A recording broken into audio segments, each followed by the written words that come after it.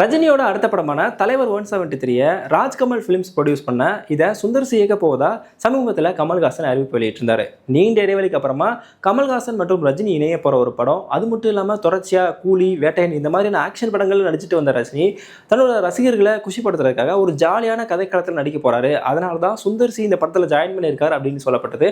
இதனால இந்த அறிவிப்பு வந்த நாள்ல இருந்தே படத்தின் மீதான எதிர்பார்ப்பு அதிகமாக இருந்தது. இந்த ஒரு சூழல்ல தவிர்க்க முடியாத சில காரணங்களால இந்த படத்துல இருந்து நான் விலகுறேன்னு சுந்தர் சி அறிவிப்பு வெளியிட்டு இந்த படத்துல இருந்து விலகிட்டாரு. சுந்தர் சியோட இந்த விலகல் சினிமா வட்டாரத்துல தற்போது சர்ச்சையா மாறி இருக்கு. இதுக்கு சுந்தர் சிக்கு சம்பள பிரச்சனை, அதனாலதான் விலகிட்டாருன்னு இந்த மாதிரி நிறைய காரணங்கள் பேசப்பட்டு வருது.